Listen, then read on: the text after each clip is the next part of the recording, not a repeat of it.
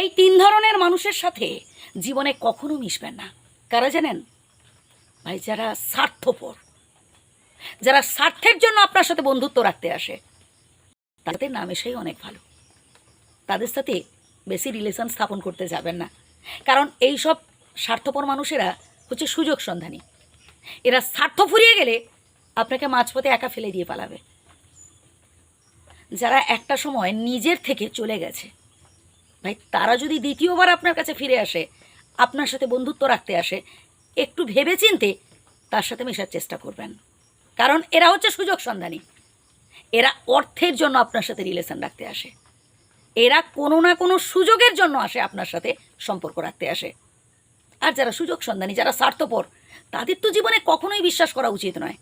যারা ঠকবাজ, যে মানুষটা একবার আপনাকে ঠকিয়েছে, দ্বিতীয়বার যদি সে আবারও আসে আপনার সাথে সম্পর্ক রাখতে, মোটেও যাবেন না ভাই, কারণ এদের টেন্ডেন্সিটা হচ্ছে ঠকানো। এদের স্বভাবটাই এমন, লোক ঠকিয়ে তারা নিজেদের সংসার চালায়। এরকম অনেক মানুষ আছে ভাই আমাদের আশেপাশে, দেখবেন। আসলে আমরা যারা খুব সহজ সরল মনের মানুষ, আমরা না অপরকে খুব বিশ্বাস করে ফেলি, খুব ভরসা করে ফেলি।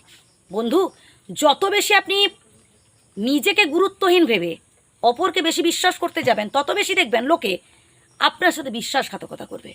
তাই নিজেকে স্ট্রং রাখুন, পরিস্থিতির সাথে অ্যাডজাস্ট করার চেষ্টা করুন।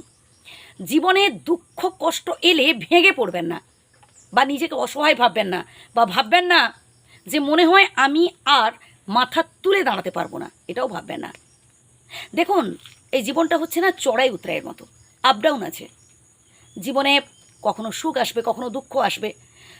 সুখের সময় যেমন আমাদের অহংকারী হওয়া উচিত নয়, ঠিক তেমনি দুঃখের সময়ও ভেঙে পড়া উচিত নয়।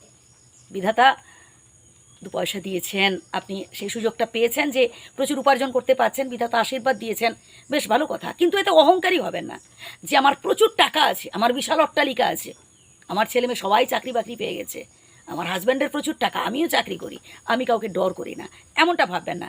তাহলে পরবর্তীকালে আপনিই ঠকবেন। আবার এমনটাও কখনো করবেন না যে আমার তো কিছুই নেই, আমার কিছুই নেই।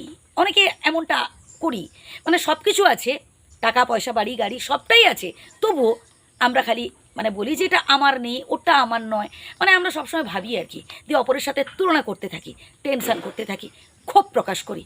না ভাই, আপনার যতটুকুন আছে, স্বয়ং বিধাতার কৃপায় আপনি যতটুকুন উপার্জন করতে পেরেছেন, সেটাই আপনার কাছে অনেক। অপরের সাথে তুলনা করা বন্ধ করুন, অল্পে সন্তুষ্ট হন, তবেই দেখবেন এই জীবনটা আপনি আনন্দে ভরিয়ে তুলতে পারবেন।